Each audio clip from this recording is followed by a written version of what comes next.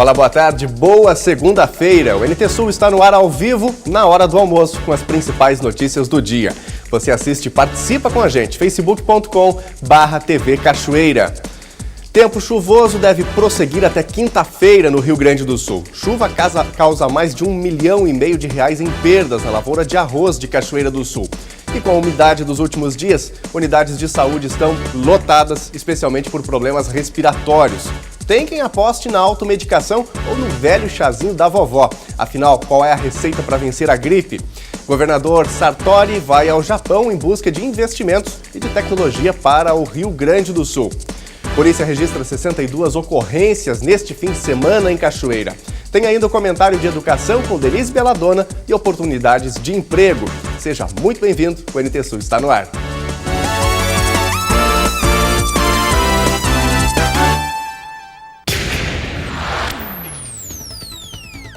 Um ônibus pegou fogo na tarde de ontem em Pouso Novo, cerca de 160 quilômetros de Porto Alegre. Os passageiros que estavam mais ao fundo do coletivo perceberam a presença de fumaça e avisaram o motorista. O condutor resolveu parar para verificar se havia algum problema no veículo e, de fato, havia um vazamento de óleo que acabou provocando o incêndio. O ônibus havia partido de Porto Alegre às 13 horas e o incidente ocorreu por volta das 16. Nenhum passageiro ficou ferido. E mais uma semana começa com preocupação por causa das chuvas no Rio Grande do Sul. 52 municípios já decretaram situação de emergência no estado. Mais de 5 mil moradores estão fora de casa. Em Cachoeira do Sul, 30 famílias estão abrigadas no pavilhão da Fenarroz. E nós vamos atualizar agora a situação com João Paulo Ferreira. Oi, João, boa tarde. É isso mesmo, Daniel. Nós estamos aqui no pavilhão da Fenarroz, onde estão abrigadas as famílias que foram, então, prejudicadas pela enchente. Eu vou conversar com o secretário Newton Fortes, da STAS, aqui de Cachoeira do Sul. Secretário, a chuva deu uma trégua e, de certa forma, equilibrou a situação. Porém, existe aí uma previsão de chuva mais para o final da semana. A STAS já está se preparando para, caso aconteçam outras inundações, outros problemas com chuvas aí para acolher todo esse pessoal? João Paulo, nós estamos preparados, né? Desde a semana passada, quando choveu bastante, mas a previsão é para quinta-feira, novas chuvas, né? Tomara que não se confirme isso para que a gente possa estar nessa expectativa de as pessoas voltarem para os seus lares, fazer a limpeza, né? Cuidar daquilo que foi perdido, e eu acho que não foi muita coisa perdida porque houve uma ação preventiva da Defesa Civil importante para nós. O leito do rio já começa a baixar bastante, então ainda estamos em alerta máximo, né, mas já com a maior tranquilidade, né, organizados, se preparando para, se houver a necessidade, estarmos atentos a isso.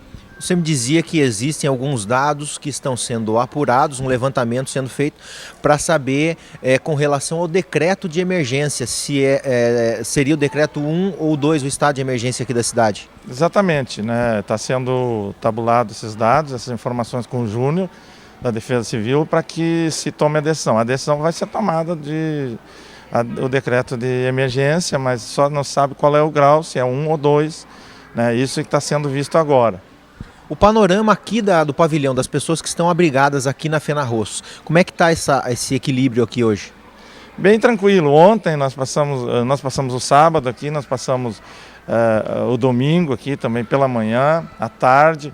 Teve algumas entidades, algumas igrejas que trouxeram o café da tarde para eles, café com leite, sanduíche.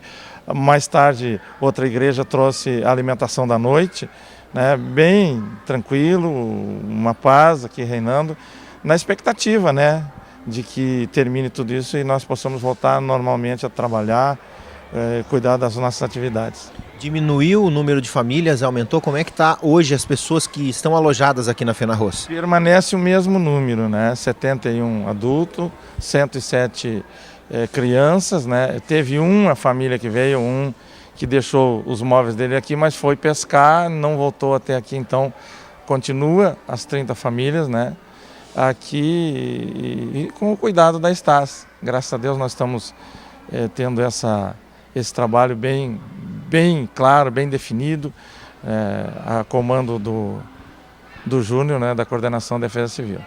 Houve aumento no número de desalojados, secretário? Houve um pequeno aumento, parece que tem 29 agora, nas casas que saíram e foram para casa de parentes, de amigos, de irmãos, né? Então esse aumento houve, mas as águas não aumentaram. Eu acho que foi uma questão de prevenção deles também, para que isso não o pegue de surpresa. Mas as águas começam a baixar e isso já nos dá um certo alívio, uma certa expectativa boa para isso. Essas pessoas que se enquadram aí nos desalojados, elas também têm atendimento, alguma assistência da Stas? Tem. A grande maioria é usuário do CRAS do Frota, né? O atendimento da assistência social é permanente com eles, são pessoas que estão no cadastro único, né? E que no estado de emergência, no decreto de emergência, eles vão poder se enquadrar no recebimento do Bolsa Família adiantado e outros benefícios mais. Secretário, quero te aproveitar aqui também a tua presença para dizer o seguinte: nós estamos em plena campanha do agasalho e na sexta-feira, quando nós estivemos aqui fazendo uma atualização do número de pessoas que estão aqui no pavilhão da FenaRroz sendo atendidas pela Stas, nós fizemos questão de frisar que as doações estão sendo levadas para o antigo Bar América. As pessoas que porventura queiram participar também da campanha do agasalho, mas destinar roupas, sapatos, cobertor e outros utensílios para essas pessoas que estão abrigadas aqui na FenaRroz, também se dirigem ao antigo Bar América. Como é que tem que fazer nesse caso? Isso, eles ontem trouxeram para cá sapato, roupas e já foi distribuído, né? Mas nós recebemos também aqui. Se quiserem trazer, o pessoal está aqui para esse trabalho, né? Foram distribuídos alimentação, foi distribuída roupas para eles, né? Esse cuidado está sendo muito intenso da comunidade, uma preocupação com aqueles que estão precisando nesse momento. Então tá certo, secretário. Quero te agradecer também, colocar a TV Novo Tempo à disposição da Stas para algum auxílio que for necessário aí com relação a esse problema da enchente aqui em Cachoeira do Sul. E você queira participar, você tem a opção aí de trazer a sua doação de roupa, sapato, um cobertor, uma manta para acolher esse pessoal que está aqui no pavilhão da FenaRroz nesse período de enchente, de chuva aqui em Cachoeira do Sul. Você pode vir aqui ou então doar o seu alimento também ali no antigo Bar América, no centro de Cachoeira do Sul. Daniel, volto com você aí no estúdio. Muito obrigado, João. E nós vamos ver agora o tempo, porque o dia hoje está nublado em todo o Rio Grande do Sul e tem previsão de chuva para esta semana. Veja a previsão para Cachoeira do Sul e para todo o estado gaúcho.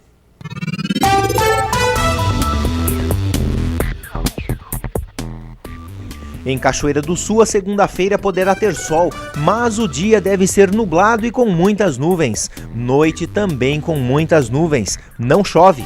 As temperaturas ficam entre 13 e 18 graus. A terça-feira será de sol com muitas nuvens durante o dia e períodos de céu nublado. Noite com muitas nuvens, mínima de 12 e máxima de 18 graus. Já na quarta-feira, a temperatura segue baixa e o dia terá sol com nuvens. Períodos de céu nublado, mas não há previsão de chuva. As temperaturas ficam entre 12 e 22 graus. Confira no mapa como fica o tempo hoje. Muitas nuvens permanecem no Rio Grande do Sul nesta segunda-feira e o tempo não irá firmar no estado. Chove ainda em diferentes pontos do território gaúcho. Aberturas de sol durante o dia tendem a ser localizadas e a umidade segue bastante alta, o que vai favorecer áreas com neblina em regiões de maior altitude. Na capital Porto Alegre, a máxima prevista é de 19 graus. Em Uruguaiana, na fronteira oeste, 18. Em Passo Fundo, no norte do estado, 17 graus. E em Santa Maria, na região central, 16. Para o litoral norte, Tramandaí e Torres, 15 graus. E em Pelotas e Rio Grande, no sul do estado, 16.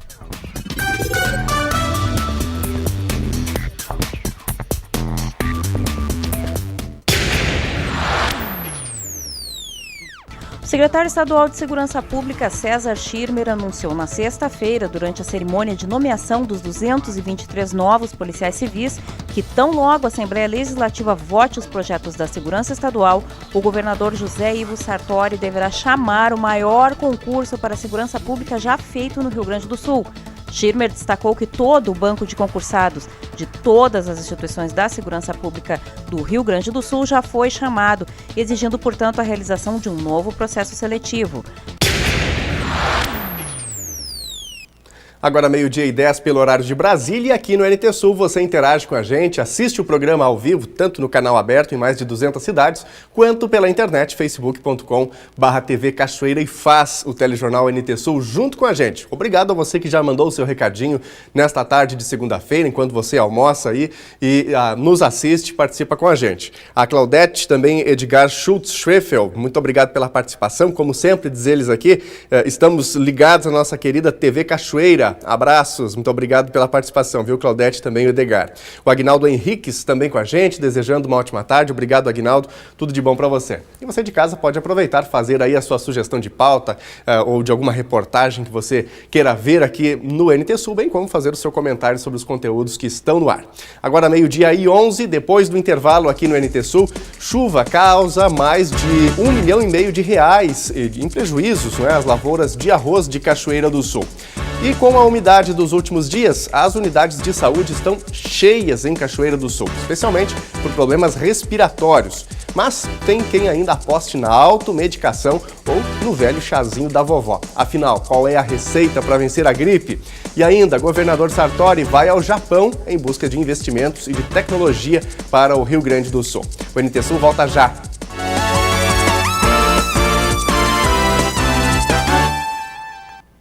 O NT Sul já está de volta ao vivo e a gente segue falando dos prejuízos causados pela chuva no Rio Grande do Sul. Gabriela Belo traz informações sobre a colheita do arroz, que já está quase no fim, mas foi prejudicada por causa da chuvarada. O IRGA estima prejuízo de R$1,5 milhão em Cachoeira do Sul. A enchente no rio Jacuí, Botucaraí e Irapuá acabaram atingindo e prejudicando 5 agricultores aqui do município de Cachoeira do Sul. É o Pedro Raman, ele que é coordenador aqui do Instituto Rio Grandense do Arroz, escritório do município, que vai falar com mais detalhes. Boa tarde, Pedro. Boa tarde, Gabriela. Boa tarde a todos. Realmente tivemos chuvas bem acima da normalidade agora nos últimos dias, né? O que ocasionou essas cheias no rio Jacuí e nos seus afluentes. Então, alguns produtores que ainda tinham lavoura para serem colhidas, né, colheita em atraso, a gente contabiliza 5 produtores, né, e uma área estimada e atingida em torno de 200 hectares. Porém, né, além desses produtores atingidos com lavoura de arroz ainda por colher, né, todos os produtores que têm áreas aí nas margens do rio, né, também foram atingidos de alguma forma, né, seja por algum estrago nas suas estradas, nos canais de irrigação, né, ou também pelo próprio fato de impedir o preparo de solo para a próxima safra. Um prejuízo estimado, segundo o coordenador, de R$1,5 milhão. Exatamente, a gente ainda está contabilizando, né, o prejuízo, mas previamente esse é o valor que nós temos hoje, né, já contabilizado. Em conversa com esses agricultores, qual é a situação e quais são as perspectivas de trabalho? Bom, as perspectivas, então, é esperar as águas baixarem, né, porque o rio ainda está muito alto, né, e avaliar o que vai ser feito, se algumas áreas ainda vão poder ser colhidas, né, ou não, né, avaliar bem a situação e planejar já a próxima safra. Quantos dias o grão consegue suportar, já em fase, né, de maturação, ficar debaixo d'água? Quando o grão já tá formado, né, não existe um grande prejuízo para a planta, porém, na formação do grão ou no próprio grão. Porém, o que acontece é que essas áreas, depois da enchente, elas acabam acamando, né? Então, ou seja, a planta acaba deitando, né, e ficando, em alguns casos, colada no chão, impossibilitando a colheita. Então, lavouras já com atraso de colheita, com a planta já mais suscetível ao acamamento, né, com a enchente, ela acaba sendo prejudicada pela questão do acamamento. A gente tem áreas aqui no município que já estão há mais de 7 dias com enchente. Exatamente, é bastante tempo, né, ainda mais para essas plantas que já estavam passadas, né, em relação à colheita, né. Então, a gente acredita que essas áreas que ainda estavam por colher e que foram atingidas pelas enchentes, elas vão ser bem prejudicadas. É preciso aguardar que as águas baixem para poder fazer uma avaliação se será possível realmente colher os grãos ou se realmente precisa abandonar a lavoura. Exatamente. Tem que agora é um pouco cedo para a gente avaliar isso aí, né? Então esperamos que o rio baixe o mais rapidamente possível, né? E que após isso se faça uma avaliação em cada caso o que pode ser feito. O Instituto Rio Grandense do Arroz reuniu a estimativa dos prejuízos, que segundo o coordenador foi de 1,5 milhão, junto com a Emater e outras entidades. Exatamente, né? Esse é o nosso prejuízo na parte do arroz, né? A gente tem uma estimativa um pouco maior a nível de município, né? Mas na parte do arroz seria mais ou menos isso, né? É um prejuízo, se comparar o total do município, é um prejuízo pequeno, né? Porque nós já estávamos com uma área colhida bem já avançada, né? Tinham poucas áreas a serem colhidas, né? Uma enchente dessas proporções no momento anterior, se acontecesse, com certeza o prejuízo seria muito maior. Algum prejuízo já para a próxima safra? Algum agricultor já em período de preparo de solo? Sim, os agricultores que já colheram já estão em preparo de solo, né? Então, essas áreas inundadas aí, e mesmo as áreas que não sofreram inundação com excesso de chuvas, né, acaba atrasando esse preparo de solo, que é fundamental, né, o preparo antecipado para que se consiga semear o arroz na época recomendada na próxima safra. Agradecemos as informações. Obrigado, estamos sempre à disposição. E a umidade não causou problema só para a lavoura, né? Com o frio e com a umidade no Rio Grande do Sul, as unidades de saúde estão lotadas, especialmente por infecções respiratórias. E a gente se pergunta, tem como evitar essas doenças características de inverno? A gente continua com Gabriela Bello. Tosse, dor no corpo, febre alta. Essas são as maiores características que as pessoas estão enfrentando nesses últimos dias. É o doutor Pedro Aurélio que vai falar quais sintomas são característicos de que caso, resfriado, gripe ou apenas tosse, problema de garganta. Boa tarde, doutor. Boa tarde. Sim, é muito importante nós diferenciarmos gripe de resfriado, porque o que tem acontecido com frequência são as pessoas confundirem essas duas situações clínicas. A gripe é um quadro mais severo, mais grave, onde o paciente tem tosse, febre, dores no corpo, e essas dores são bem importantes, tem dificuldade para se alimentar, dói a garganta, e o estado geral do paciente fica bastante comprometido. Já o resfriado é um quadro mais leve, que geralmente se manifesta assim com coriza, ou seja, aquele corrimento, a secreção nasal e um pouquinho de ardência na garganta, alguns espirros. Mas o paciente não tem febre, o paciente não tem dores no corpo, o paciente não fica prostrado, como é o caso da gripe. E muitas vezes a pessoa diz assim, eu recebi a vacina, entretanto eu me gripei. Na verdade, na maioria dos casos, as pessoas não se griparam após a vacina. Elas foi um resfriado, que é um quadro mais ameno. E claro, também algumas fizeram a vacina contra a gripe, que é altamente eficaz, e tiveram gripe, de fato, a gripe verdadeira, a síndrome gripal, porque já estavam com o vírus incubado. Então, quando fizeram a vacina, já havia o vírus no organismo, ele estava no período chamado de incubação e, posteriormente, os sintomas se manifestaram. Ou seja, a vacina, nesses casos, então, teria sido feita tardiamente, para essas pessoas que tiveram gripe de fato. De qualquer forma, se uma pessoa tiver gripe após a vacina por um outro vírus que não os que a vacina dá cobertura, o governo disponibiliza um medicamento chamado Tamiflu, que é altamente eficaz. O Tamiflu, o nome genérico é Oseltamivir, e ele está disponível nos plantões gratuitamente. Nas farmácias não é possível adquirir, visto que o governo federal adquiriu toda a produção desse medicamento para distribuição gratuita para a população. E é um medicamento eficaz, que essas pessoas poderão receber esse medicamento e resolverão o seu problema. Não está indicado que tomem medicamentos, obviamente, que se automediquem, porque às vezes acabam mais complicando do que resolvendo seus problemas. Doutor, e cuidados? Porque para quem está com tosse, para quem está com mal-estar, busca nesse momento o plantão, busca o hospital do município de Cachoeira do Sul. É preciso evitar o contato com outras pessoas ou mesmo ficar em locais fechados?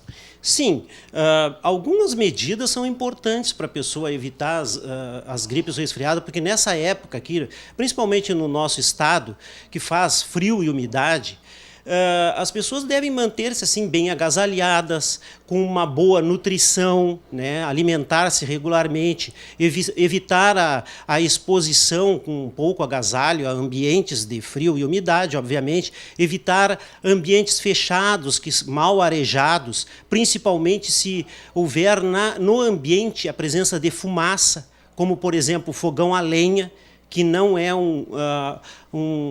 algo adequado para se ter dentro de casa, porque a fumaça do fogão a lenha ela é tão prejudicial quanto a fumaça do cigarro e favorece os problemas respiratórios. Então, essa pessoa procurando se hidratar bem, tendo esses cuidados, obviamente que ela terá uma dificuldade maior em adquirir essas doenças respiratórias. O senhor falou do clima, a gente teve os últimos dias de muita chuva e quase que nada, podemos dizer na última semana, nenhum dia de sol. Isso são fatores que também fazem com que as pessoas... São fatores que favorecem, evidentemente, a disseminação do vírus.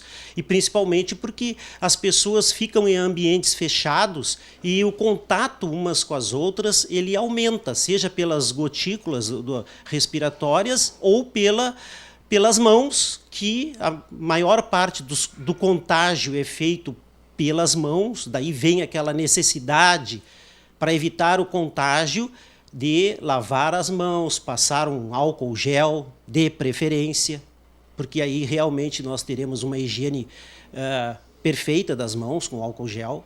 Então, nesses ambientes onde circulam muitas pessoas, onde tem, a pessoa deve, de preferência, cuidar para usar o álcool gel.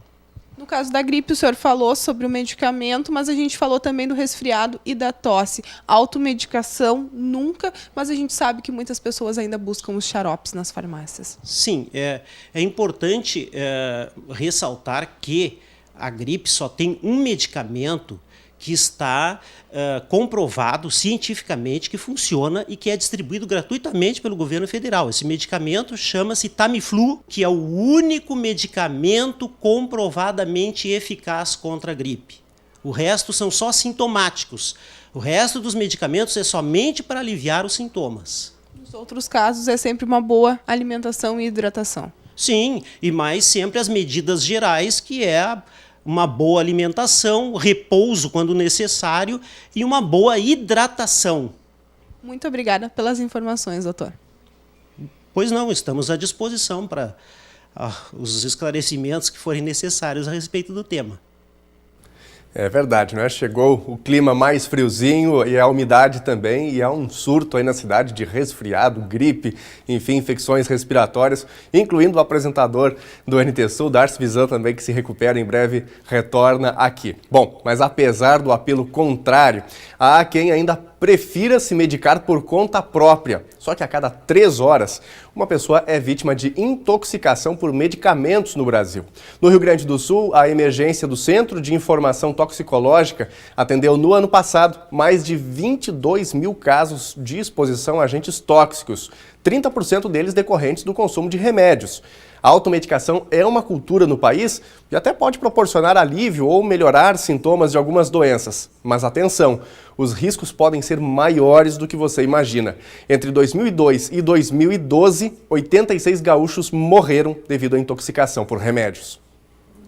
Quinto maior consumidor de remédios do mundo, o Brasil está no centro das discussões sobre a automedicação. Um fato comprovado nas ruas. Agora, no inverno, a gente está sempre gripado, a gente toma, né? Para dar um ânimo, né?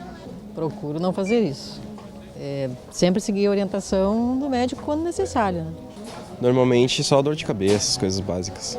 O hábito de buscar a farmácia antes de ir ao médico aparece nas pesquisas. Segundo o Datafolha de 2014, 76,4% da população tem esse costume.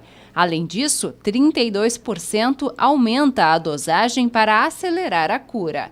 Mas essas atitudes representam sérios riscos. Dados do Cinetox, do Sistema Nacional de Intoxicação, mostram que desde 1994 os medicamentos estão no topo do ranking de intoxicações. Tem um dado interessante da Abifarma que morrem em torno de 20 mil pessoas por ano pelo uso inadequado de medicamentos.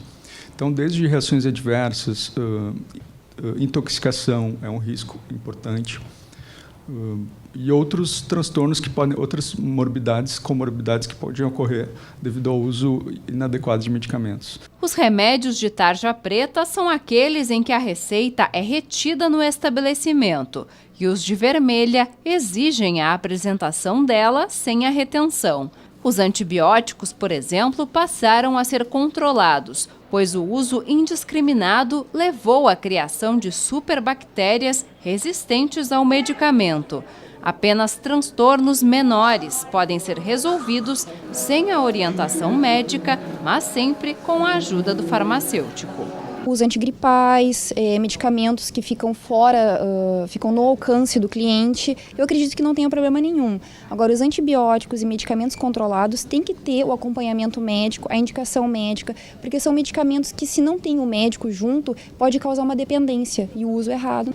Uma questão que influencia na automedicação é o fácil acesso aos remédios. Só em Porto Alegre são 198 farmácias de manipulação e 578 drogarias. Nós estamos na Rua dos Andradas, no centro da cidade. E aqui encontramos algo bastante comum. Um estabelecimento na frente do outro. Existem 7 em menos de uma quadra. Elas promovem, de certa forma, o uso indiscriminado de medicamentos. Ao momento que a gente consegue observar nas inspeções que realizamos, pilhas de medicamentos em promoção, comissão para os vendedores para vender determinado tipo de produto. Então, com certeza, o número elevado de farmácias contribui de uma certa forma. Segundo o Sindicato do Comércio Varejista de Produtos Farmacêuticos do Estado, o Brasil possui o registro de mais de 14 mil medicamentos, um mercado de cerca de 10 bilhões de reais anuais. Os riscos da automedicação são realmente grandes, não é? Mas tem paciente também que prefere ficar longe dos medicamentos convencionais. E aí uma boa alternativa pode ser a fitoterapia, baseada no poder terapêutico das plantas, um tratamento mais antigo que o chá da vovó. Valda veio ao mercado público comprar insulina vegetal. Ela utiliza o chá para complementar o tratamento do diabetes. Dependendo do efeito que ele faz, eu dispenso a insulina pela manhã ou pela tarde, daí eu não preciso tomar. As plantas medicinais têm atividade terapêutica. Elas são a base para a fabricação de medicamentos fitoterápicos, que, por serem elaborados seguindo normas técnicas, possuem efeitos mais controlados. Os fitoterápicos, eles têm a vantagem de terem sido estudados, eles têm um princípio ativo fitoquímico dentro deles, que sabe-se como funciona, efeitos adversos e etc. Ao passo que plantas medicinais, apesar de conter princípio ativo, não se sabe o quanto e são utilizadas das mais diversas maneiras, como por exemplo um chá, ou misturado com alguma outra bebida. Foi com o medicamento fitoterápico à base da planta ashwagandha que Ana resolveu um problema que há muito a incomodava, a insônia. Eu percebi assim, que eu consegui ficar mais tranquila e tive um sono muito mais reparador do que eu tinha antes. Mas a ideia de que por ser natural não prejudica a saúde não é correta. Tanto as plantas medicinais quanto os fitoterápicos podem provocar reações quando utilizados de maneira indiscriminada. Plantas medicinais e fitoterápicos têm ação, no seu funcionamento e podem causar problemas. Por exemplo, existe uma planta chamada cáscara sagrada, que é utilizada para melhorar o trânsito intestinal. Tem pessoas que são mais sensíveis a ela pode causar diarreia, pode causar irritação. Se uma criança tomar, pode ter gravidade no seu uso. né? Uma outra planta muito utilizada internacionalmente é a ginkgo biloba para melhorar a memória. O uso dela pode causar sangramento em alguns casos, e até sangramento cerebral. Então, repito, não é porque é planta que não tem efeito colateral. Resumindo, é sempre bom buscar a palavra de um especialista, né? Seja um conhecedor de plantas ou, enfim, um médico para fazer o tratamento adequado para algo que você precise para evitar contratempos, porque afinal o maior bem que nós possuímos certamente é a nossa saúde. Bom, o governador do Rio Grande do Sul, José Ivo Sartori, está no Japão liderando uma comitiva gaúcha que busca referência de exploração do carvão de madeira ou de maneira sustentável. A ideia é compartilhar tecnologia baseada no modelo de produção japonês. Uma série de reuniões sobre a exploração sustentável do carvão e o aproveitamento da tecnologia japonesa no Rio Grande do Sul marcou o primeiro dia de trabalho do governador José Ivo Sartori em Tóquio, no Japão. Após visitar usinas de carvão, Sartori reuniu-se com executivos de mineradoras japonesas. Há interesse e um estudo de viabilidade já concluído para construir uma usina térmica de carvão de alta eficiência para a geração de energia no Rio Grande do Sul. A iniciativa, com investimento de cerca de 2 bilhões de dólares, tem apoio do governo japonês. A conversa foi uma grande reunião de trabalho entre a parte governamental, a parte da TEPCO, a parte, vamos dizer, do pessoal que detém o controle das usinas e que tem o trabalho realizado desde 2003, nas duas usinas de 2013, que tem um reflexo internacional sob o ponto de vista de tecnologia, e vocês puderam ver de que forma isto foi realizado pela visita que nós realizamos àquela usina no dia de hoje. Em primeiro lugar, isso. Segundo, dizer que foram muito receptivos e acredito que há um interesse em que isto se resolva agora. Tem passos que vão da tecnologia, que vão do envolvimento dos parceiros, dos empreendedores, da ação do próprio governo e da política energética nacional. O projeto da usina pode servir de exemplo para a renovação das plantas de carvão no Rio Grande do Sul, com maior eficiência energética e ambiental. De acordo com o secretário de Minas e Energia, Arthur Lemos, o Rio Grande do Sul abriga a 14ª reserva de carvão mineral do mundo, tendo 90% da reserva brasileira de carvão, e busca melhorar sua posição no ranking de exploração sustentável.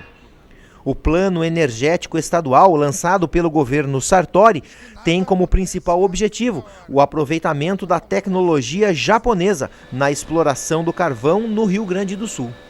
Nós acreditamos que não dá mais para pensar apenas olhando para trás. Nós temos que olhar para o futuro e olhar para o amanhã e perceber o horizonte que precisa ser construído. Para nós, a produção de energia através do carvão, ela é possível e ela representa um avanço bastante significativo. Há condições, sim, de que no momento em que se definir a relação, inclusive com o Ministério de Minas e Energia, que deve ocorrer ainda neste mês, provavelmente, isso se defina a caminhada da nossa parte. Por outro, ressaltamos também o conhecimento que nós temos de um modo social de tratar esta questão para a criação de uma consciência que seja verdadeiramente social, voltada para o crescimento e para o desenvolvimento. E para nós tem uma importância muito significativa, porque a desativação de algumas termoelétricas no estado do Rio Grande do Sul provoca o desemprego. Nós temos que criar as condições de buscar alternativas para o crescimento econômico, o desenvolvimento dessa área, para dar tranquilidade, inclusive, e suficiência na área energética. Nós vamos fazer de tudo para ter as garantias que devem existir, tanto do governo, quanto dos empreendedores, quanto juridicamente, e também de buscar a parceria com o governo federal no Ministério de Minas e Energia para dar tranquilidade e serenidade nesse processo. Agora, 12h37, você de casa interage, participa com a gente aqui no NT Sul através de facebook.com/TV Cachoeira, nossa página na rede social, no Facebook, não é, onde você pode assistir ao vivo também o programa, além do canal aberto, e deixar o seu comentário, a sua sugestão pra gente. Você faz o jornalismo da TV Novo Tempo juntinho conosco aí através do facebook.com/TV Cachoeira. Com a gente a Sabrina Barbosa e também o Odair Machado, mandando um beijo para dona Hilda. Grande abraço, obrigado aí pela participação. Também a Vera Freitas, dizendo que gosta muito do programa. Obrigado, Vera.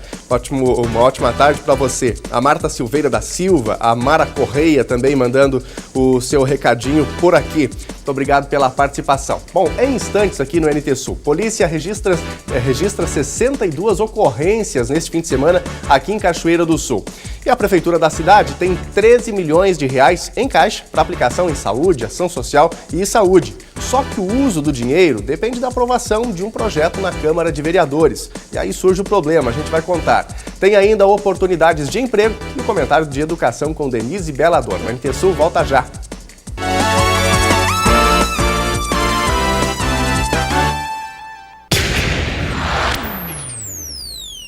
Iniciam amanhã e seguem até sexta-feira as inscrições para o processo seletivo do ProUni referente ao segundo semestre deste ano. Para se candidatar a uma bolsa, é preciso que o aluno tenha cursado o ensino médio em escola pública ou parcialmente em escola privada, como bolsista integral. Para efetuar a inscrição, é necessário ter prestado o Enem em 2016 e comprovar renda familiar de até 3 salários mínimos por pessoa. As inscrições são feitas através do site do ProUni no endereço siteprouni.mec.gov.br.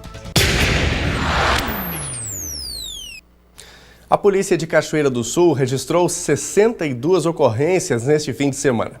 Gabriela Belo foi à delegacia de pronto atendimento e traz detalhes sobre os casos. 62 ocorrências foram registradas durante o final de semana aqui no plantão de Cachoeira do Sul. Entre elas, 3 casos de Maria da Penha, uma posse ilegal de arma de fogo na localidade de Forqueta, interior de Cachoeira do Sul, posse de entorpecentes e um caso de lesão corporal às 3 horas da manhã de sábado durante uma boate na Sociedade União Cachoeirense. Uma briga ocorrida na madrugada de sábado em um baile funk na SUC acabou com 2 jovens feridos e encaminhados ao Hospital de Caridade e Beneficência de Cachoeira do Sul. Sérgio Freitas da Silva, de 20 anos, foi ferido com um golpe de facão na cabeça.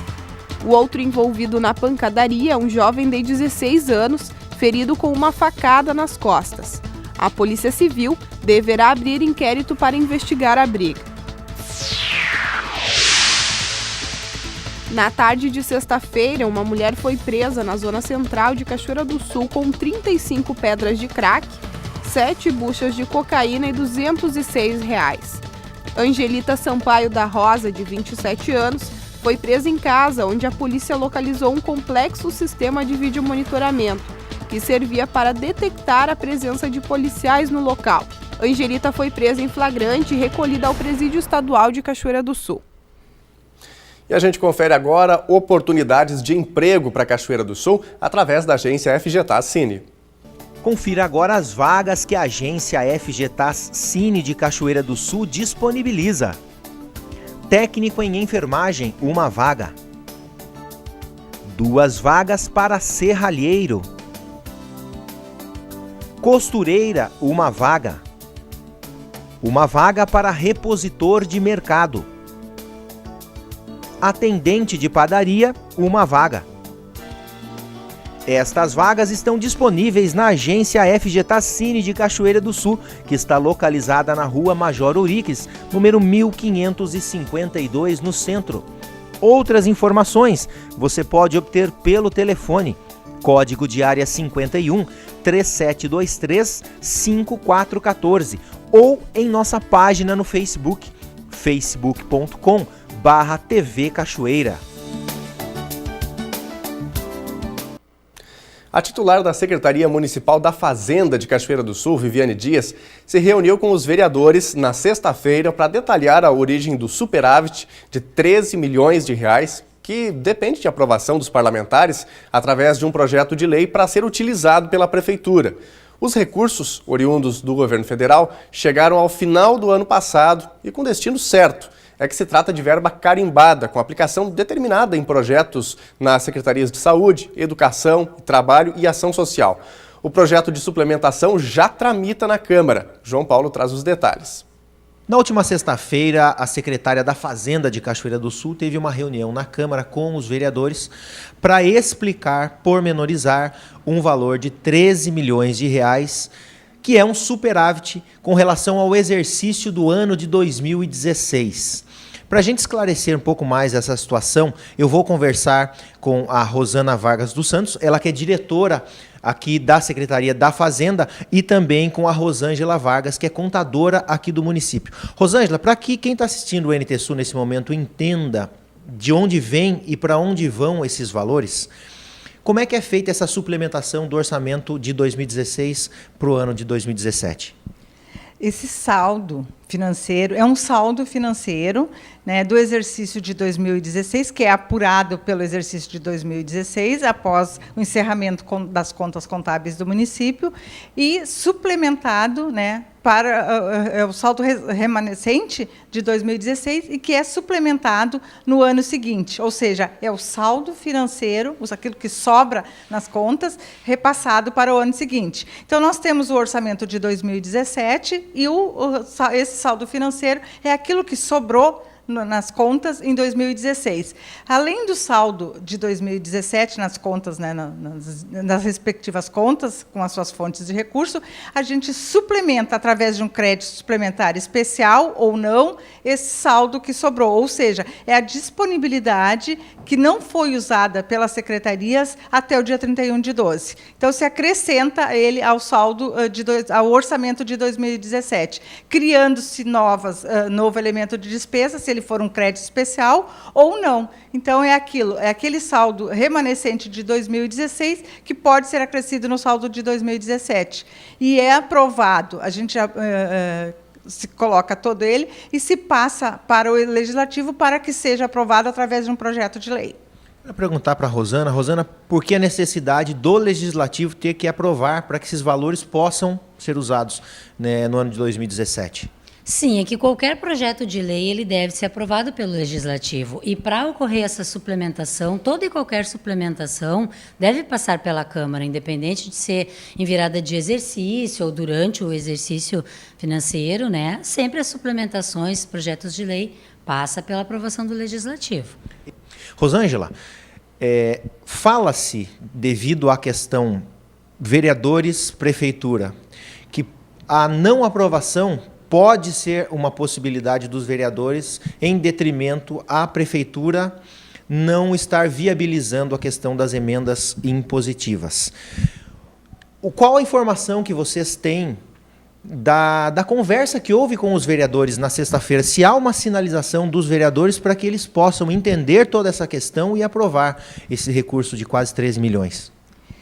Na realidade, o superávit financeiro não tem nada a ver com as emendas impositivas. As emendas impositivas, elas foram feitas dentro da ordem técnica, ou seja, elas não foram aprovadas pelo Executivo porque elas não estão corretas, elas não foram adequadas, né? Ela tem impedimentos que não possibilitam a execução desses recursos no orçamento. Porque, na realidade, as emendas impositivas, ela é 0,6 para a saúde e 0,6, né, para outras elementos. E todas essas emendas, elas não estão de acordo com o que é possível, né, dentro das suas respectivas leis, de serem aprovadas. E o superávit, não. O superávit é outra coisa que não tem nada a ver com as emendas impositivas. Então, não tem vínculo algum. As emendas impositivas é uma coisa e o superávit é outra. É saldo financeiro em 31/12.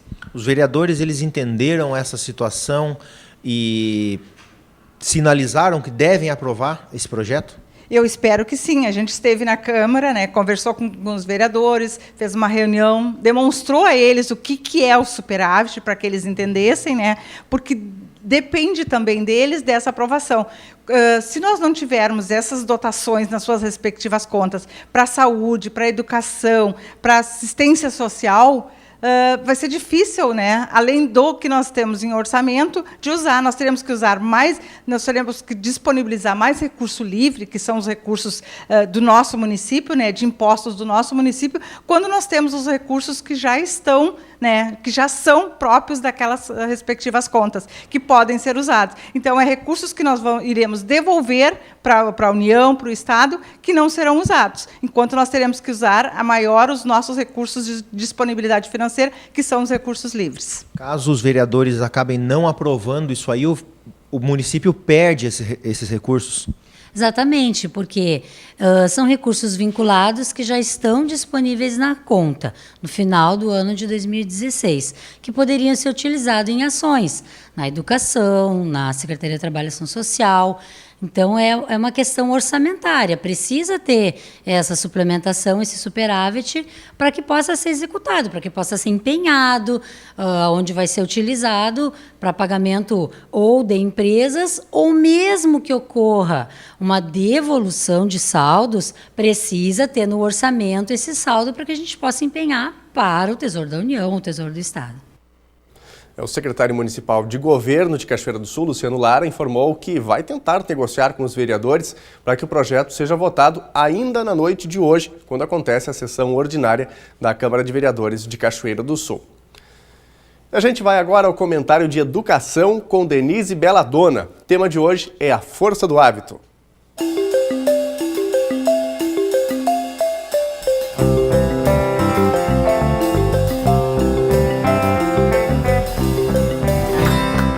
Boa tarde.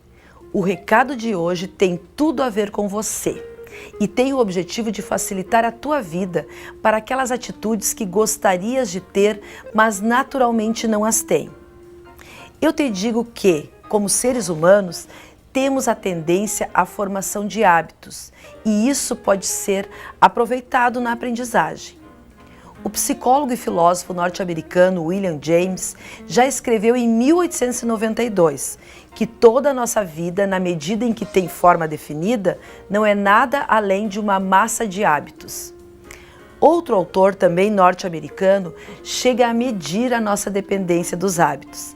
Ele diz que 40% das nossas ações não são decisões de fato, mas sim de hábitos. Sabem por que isso acontece? O cérebro humano é inteligente. Ele procura sempre economizar energia e não pensar muito para fazer algo que já está habituado. Isso pode ser uma bênção ou uma maldição, alerta o pastor Felipe Amorim, num artigo intitulado Como a Força do Hábito. Vai depender de você se disciplinar e formar bons hábitos, porque estes, depois de formados, vão te dominar.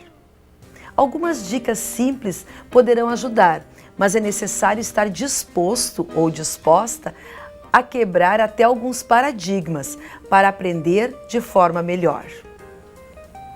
Horário. Respeitar e repetir a mesma ação num determinado horário ajuda a incluí-la na rotina da vida. O local. O ambiente de estudo ou leitura também fica gravado no cérebro e ajuda a adaptar o hábito. Planejamento. Ter em mente antes o que vai ler ou estudar e os materiais que irá precisar. Além de orientar, avisa o cérebro que o compromisso é importante e cria uma expectativa positiva. A repetição. Todos os passos anteriores colaboram para que este aqui aconteça. A repetição. Aqui está o teu esforço. Um hábito só se forma depois de repetirmos uma ação muitas vezes, no mínimo por 40 dias. Faça a sua parte.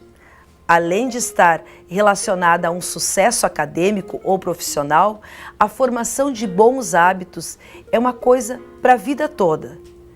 Se eles, depois de instalados, comandam você, seja mais forte. Escolha o que vai controlar a tua vida.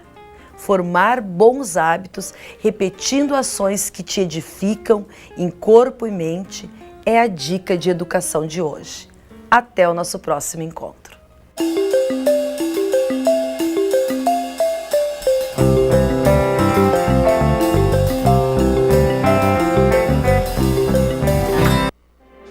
NT Sul desta segunda-feira fica por aqui, mas você pode acessar outras informações em nosso site, novotempo.com/NT Sul, também na nossa página do Facebook, facebook.com/TV Cachoeira. E logo mais, às 19 horas, às 7 horas da noite, tem o Jornal da Novo Tempo com Hélio Moura. Uma ótima tarde para você, tchau!